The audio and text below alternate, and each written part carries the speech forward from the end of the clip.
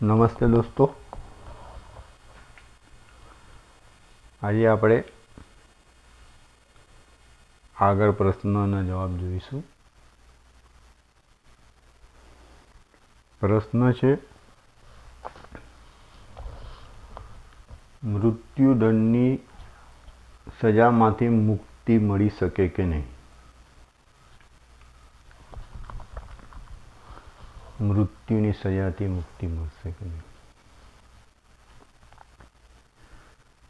જવાબ છે અષ્ટમ સ્થાન, અષ્ટમેશ અને કારક શનિ તરીકે સંબંધિત થવા જોઈએ.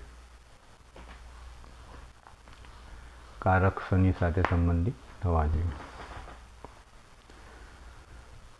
લગ્નેશ સૂર્ય ચંદ્ર બળવાન બની આઠમા સ્થાન સાથે કે આઠમાના સ્વામી સાથે સંબંધિત ના થવા જોઈએ.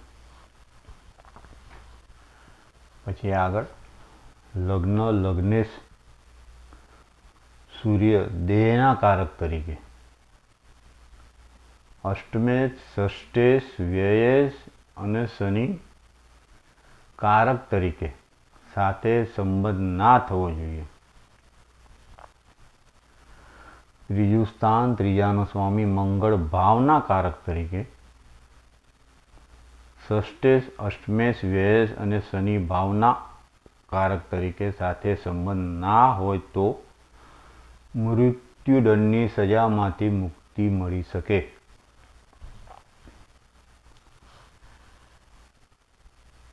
કેન્દ્ર ત્રિકોણના સ્વામીઓ કેન્દ્ર ત્રિકોણમાં હોવા જોઈએ. હવે પહેલેથી જોઈશું. અષ્ટમ ભાવ એટલે આઠમા સ્થાનનો માલિક અષ્ટમેશ થાય. કન્યા રાશિનો માલિક બુધ અષ્ટમેશ થયો અને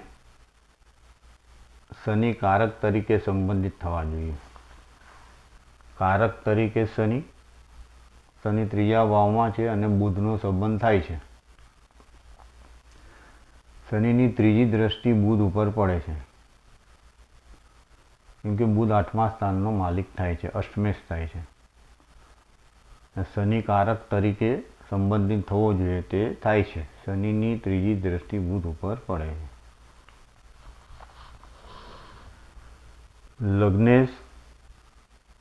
લગ્નેશ કુંભ રાશિનો માલિક શનિ પોતે જ થાય છે. સૂર્ય ચંદ્ર બળવાન બની આઠમા સ્થાન સાથે કે આઠમાના સ્વામી સાથે સંબંધિત ના થવો જોઈએ. ચંદ્ર પોતે તો નવમા સ્થાનમાં બેઠો છે, જે આઠમા સ્થાનથી કોઈ સંબંધ નથી કરતો અને અષ્ટમેશ બુધ સાથે બી કોઈ સંબંધ ચંદ્રનો થતો નથી. પણ સૂર્ય પોતે એક તો લગ્નેશ સાથે સંબંધ કરે છે. લગ્નેશ શનિની ત્રીજી દ્રષ્ટિ સૂર્ય ઉપર પડે છે, તેમ કહેવાય કે લગ્નેશ સાથે તેનો સંબંધ થયો. બીજી વસ્તુ, આઠમાનો સ્વામી સાથે સંબંધિત ન થવો જોઈએ સૂર્ય.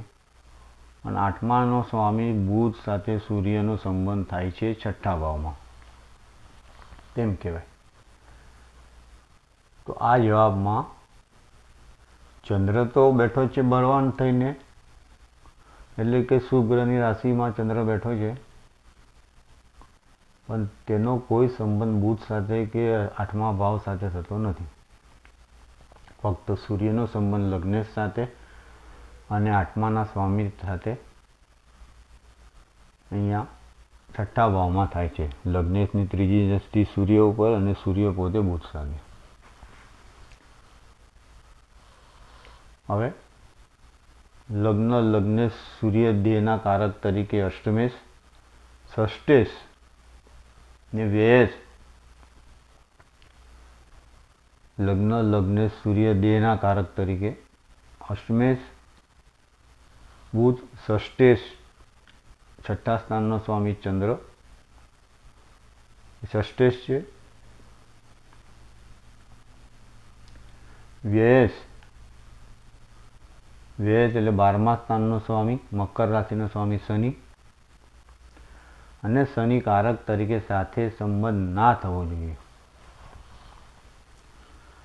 તો આમાં એક તો ષષ્ઠેશ સાથે સૂર્ય દેહના કારક તરીકે છઠ્ઠા ભાવમાં જ છે.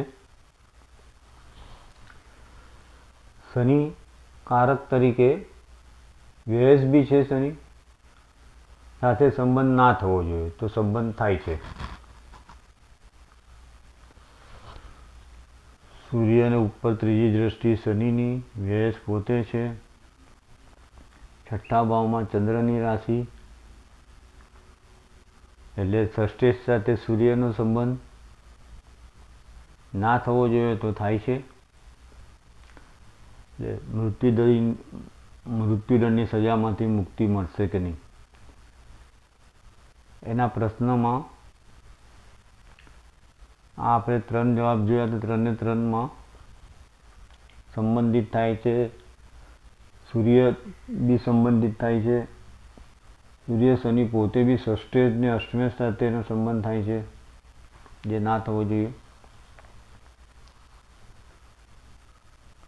ત્રીજું સ્થાન, ત્રીજાનો સ્વામી મંગળ ભાવના કારક તરીકે, ત્રીજું સ્થાન, ત્રીજા સ્થાનમાં મેષ રાશિનો માલિક મંગળ. ષષ્ઠેશ એટલે કર્ક રાશિ, છઠ્ઠા ભાવમાં જેનો માલિક ચંદ્ર. અષ્ટમેશ 8મા ભાવમાં કન્યા રાશિ, જેનો માલિક બુધ, અને વ્યય શનિ. અને શનિ ભાવના કારક તરીકે સંબંધિત ના હોય તો મૃત્યુદંડની સજામાંથી મુક્તિ મળી શકે. તો આમાં તો મંગળ પોતે ભાવના કારક તરીકે કેન્દ્ર સ્થાનમાં 7મા સ્થાનમાં બેઠો છે, તો મંગળનો કોઈ સંબંધ આમ થતો નથી. ફક્ત શનિ છઠ્ઠા ભાવ પર ત્રીજી દ્રષ્ટિ કરે છે. શનિ સંબંધ ના થવો જોઈએ તો સંબંધ થાય છે. મૃત્યુદંડની સજામાંથી મુક્તિ મળી શકે, ના થતો હોય તો. પણ આ શનિની ત્રીજી દ્રષ્ટિ છે છઠ્ઠા ભાવ ઉપર, ને વ્યય પણ શનિ જ થાય છે. શનિ પોતે લગ્નેશ છે. લગ્નેશ કોઈ દિવસ ખરાબ ફળ આપતો નથી. લગ્નેશને પાપ ગ્રહનો, અશુભ ગ્રહનો દોષ લાગતો નથી. પણ અહીંયા આપણે 8મા ભાવની વાત કરીએ છીએ, તો 8મા ભાવના કારક તરીકે શનિ આપણે જોઈએ છીએ, નહીં કે લગ્નેશ તરીકે. 8મા ભાવનો કારક આવી ગયો, કેમ કે મૃત્યુદંડની સજા આપણે 8મા ભાવથી જોઈએ છીએ, જેનો કારક શનિ છે. એમ લખ્યું છે કે કારક શનિ ભાવના કારક તરીકે સાથે સંબંધ ના થવો જોઈએ, તો મૃત્યુદંડની સજામાંથી મુક્તિ મળે. પણ અહીંયા કારક તરીકે શનિનો સંબંધ થાય છે.